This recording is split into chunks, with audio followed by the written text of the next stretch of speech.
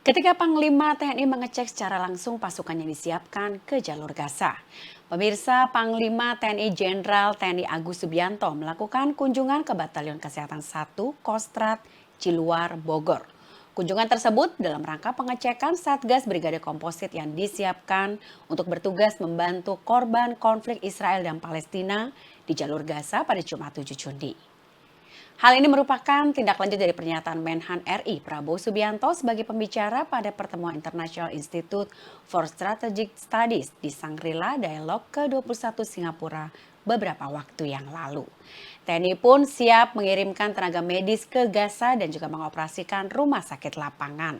Selanjutnya, TNI juga akan bekerja sama dengan negara-negara mitra, terutama negara Timur Tengah seperti Uni Emirat Arab yang sudah mengoperasikan rumah sakit di jalur Gaza serta mengevakuasi dan juga merawat warga sipil Palestina yang terluka dan juga membutuhkan perawatan di rumah sakit lapangan. Selain itu, Panglima TNI juga berkesempatan menerima paparan tentang kesiapan Yonkes 1 Kostrad, Rumkiplab Pasmar dan juga Rumkiplab Yonkes dan Mabes AU.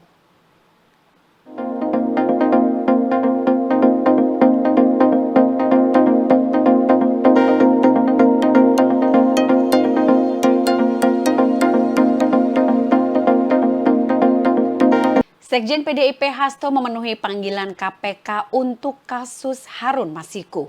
Pemirsa, Sekretaris Jenderal PDIP Hasto Kristianto memenuhi panggilan Komisi Pemberantasan Korupsi atau KPK untuk diperiksa sebagai saksi kasus suap mantan politikus PDIP Harun Masiku pada hari ini, Senin 10 Juni.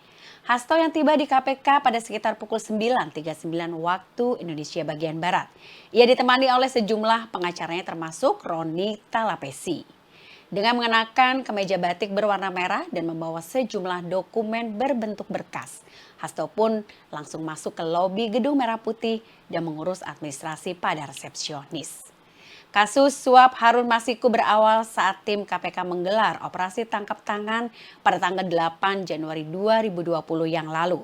Dari hasil operasi tersebut, tim KPK menangkap 8 orang dan juga menetapkan 4 orang sebagai tersangkanya. Keempat tersangka adalah Wahyu Setiawan, mantan anggota Bawaslu Agustiani, Tio Fridelina, kader PDIP Saiful Bahri dan Harun Masiku. Namun saat itu Harun berhasil lolos dari penangkapan tim penyidik KPK. Terakhir kali mendeteksi keberadaan Harun ada di sekitar Perguruan Tinggi Ilmu Kepolisian Jakarta Selatan. Hingga kini Harun pun masih berstatus buronan dan masuk dalam DPO.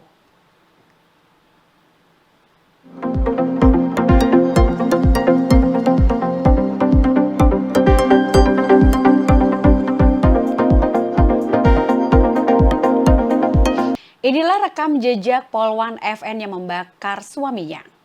Pemirsa, sosok Bribtu Fadilatun Hikmah atau Bribtu FN ramai diperbincangkan usai ia membakar suaminya yang sesama polisi, yakni Bribtu Rian Dwi Wicaksono atau Bribtu RDW.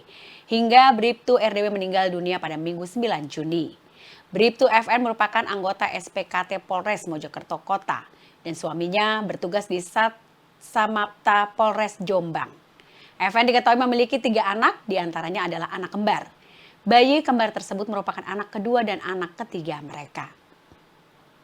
Bintara polisi yang kini terjerat kasus hukum ini saat ini telah ditetapkan sebagai tersangka dan dikenakan konstruksi pasal berkaitan dengan KDRT. Penetapan tersangka Bribtu FN setelah yang bersangkutan sudah menjalani serangkaian pemeriksaan penyidik Subdit 4 Renakta Ditreskrimum Polda Jawa Timur pada hari Minggu 9 Juni siang hari. Sedangkan Bribtu RDW mengalami luka bakar sebanyak 90% di sekujur tubuhnya. Dia meninggal dunia setelah mendapatkan perawatan medis di RSUD Wahidin Dr. Sulaiman Rosyid, Mojokerto.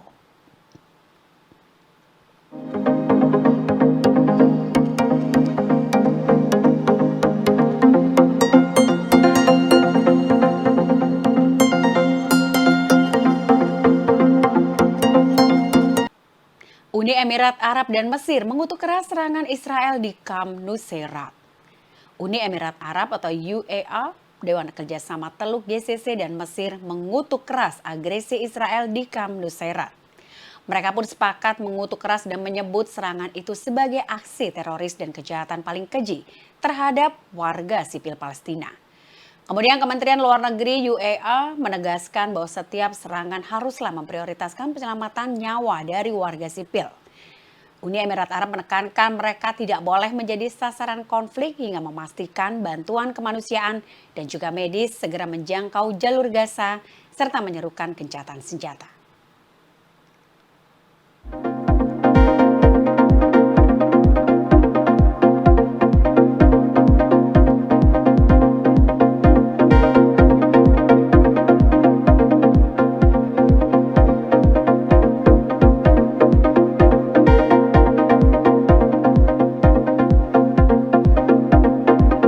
Hizbullah menggunakan roket buatan Iran untuk menyerang pos militer Israel.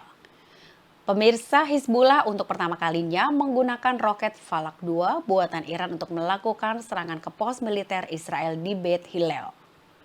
Hal ini menjadi upaya dalam persiapan untuk melakukan perang dalam skala besar. Kemudian dilansir dari Yediot Ahronot pada Sabtu 8 Juni, Hizbullah pun mengaku terpaksa meningkatkan balasannya terhadap Israel karena adanya pelanggaran aturan dalam konflik. Sementara itu, Wakil Sekretaris Jenderal Hizbullah Naim Qassem menyebut pihaknya memutuskan tidak memperluas konflik dengan Israel. Namun Qassem memperingatkan bahwa Hizbullah sudah siap akan hal itu jika Israel mulai serangan berskala besar.